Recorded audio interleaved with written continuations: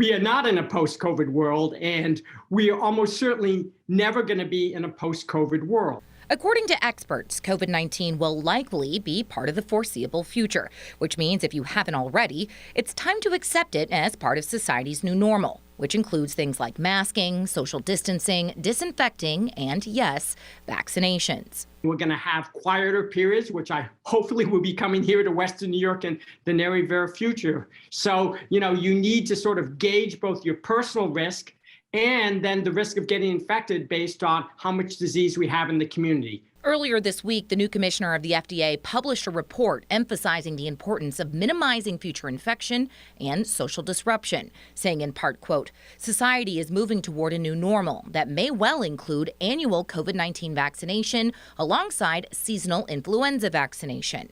Infectious disease expert Dr. Thomas Russo agrees. One thing we've learned is immunity from either vaccination or prior infection wanes over time. I think it's likely, particularly for higher risk groups, that at least an annual vaccination or booster shot is going to be necessary. We're going to learn as we move forward how often that's going to be needed. It would be great if it was longer than a year. It's possible it may even be less than a year for certain groups. So what's the timeline here? The FDA says looking ahead to fall and winter, it's important to take into consideration three factors, especially as it relates to COVID-19.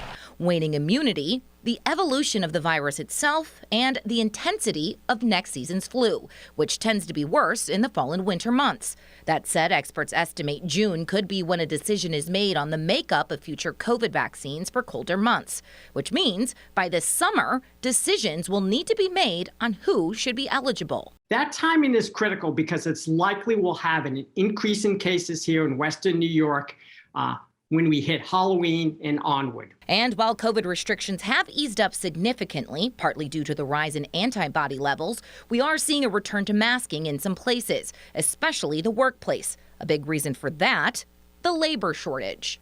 If you can't afford to miss work, you've got an important event coming up. If you're a student and you don't want to get sick with all of your exams and papers due in the near future, you should also try to minimize your risk. And that's a combination of wearing a mask when you're indoors, when other individuals are not masked. So, Mary Alice, last week the FDA announced plans for their advisory committee to meet on June 28th to discuss the future of these vaccines, and namely the makeup of the current COVID-19 vaccine and whether or not that makeup is in fact going to be modified moving forward. And if so, what those updates need to be come fall and winter. Of course, we'll keep you updated. In the Information Center, Liz Lewin, Channel 2 News.